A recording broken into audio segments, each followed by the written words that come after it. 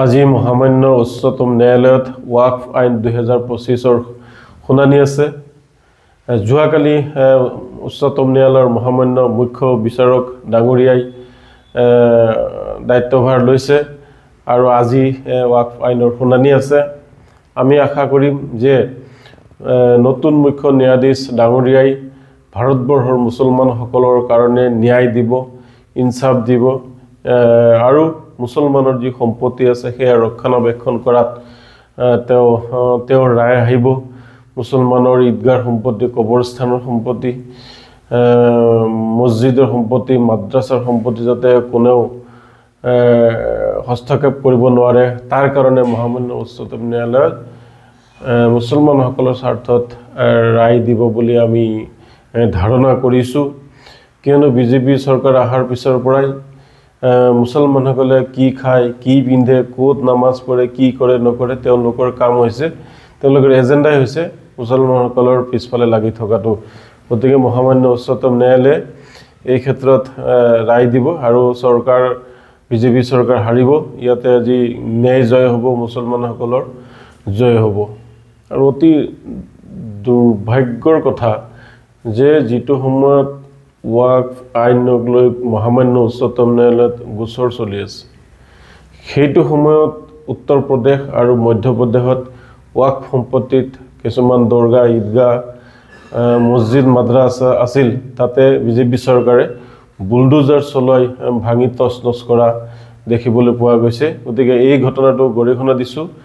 এইবোৰ কৰাটো বৰ অন্যায় হৈছে, বেআইনী হৈছে। কিয়নো যিহেতু এই বিষয়টো লৈ মহামান্য উচ্চতম ন্যায়ালয়ৰ বিচাৰাধীন হৈ আছে, সেই সময়ত বিজেপি চৰকাৰে যি সাম্প্ৰদায়িকতাৰ নিদৰ্শন দাঙি ধৰিলে, তেওঁলোক যে চূড়ান্ত সাম্প্ৰদায়িক তাৰ অন্যতম জ্বলন্ত উদাহৰণ।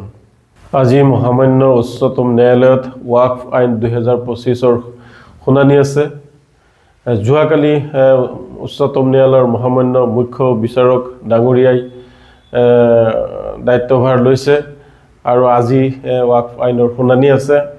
আমি আশা কৰিম যে নতুন মুখ্য ন্যায়াধীশ ডাঙৰীয়াই ভাৰতবৰ্ষৰ মুছলমানসকলৰ কাৰণে ন্যায় দিব, ইনসাফ দিব আৰু মুছলমানৰ যি সম্পত্তি আছে সেয়া ৰক্ষণাবেক্ষণ কৰাত তেওঁৰ ৰায় আহিব। মুছলমানৰ ঈদগাহ সম্পত্তি, কবৰস্থানৰ সম্পত্তি, মছজিদৰ সম্পত্তি, মাদ্ৰাছাৰ সম্পত্তি যাতে কোনেও হস্তক্ষেপ কৰিব নোৱাৰে, তাৰ কাৰণে মহামান্য উচ্চতম ন্যায়ালয়ত মুছলমানসকলৰ স্বাৰ্থত ৰায় দিব বুলি আমি ধাৰণা কৰিছোঁ। কিয়নো বিজেপি চৰকাৰ অহাৰ পিছৰ পৰাই মুছলমানসকলে কি খায়, কি পিন্ধে, ক'ত নামাজ পঢ়ে, কি কৰে নকৰে, তেওঁলোকৰ কাম হৈছে, তেওঁলোকৰ এজেণ্ডাই হৈছে মুছলমানসকলৰ পিছফালে লাগি থকাটো। গতিকে মহামান্য উচ্চতম ন্যায়ালয়ে এই ক্ষেত্ৰত ৰায় দিব আৰু বিজেপি চৰকাৰ হাৰিব। ইয়াতে আজি ন্যায় জয় হ'ব, মুছলমানসকলৰ জয় হ'ব।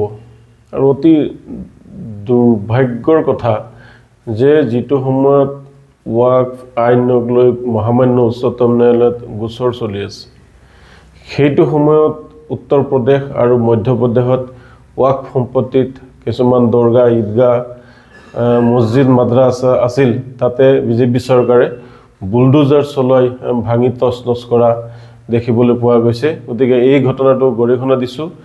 এইবোৰ কৰাটো বৰ অন্যায় হৈছে, বেআইনী হৈছে। কিয়নো যিহেতু এই বিষয়টো লৈ মহামান্য উচ্চতম ন্যায়ালয়ৰ বিচাৰাধীন হৈ আছে, সেই সময়ত বিজেপি চৰকাৰে যি সাম্প্ৰদায়িকতাৰ নিদৰ্শন দাঙি ধৰিলে, তেওঁলোক যে চূড়ান্ত সাম্প্ৰদায়িক তাৰ অন্যতম জ্বলন্ত উদাহৰণ।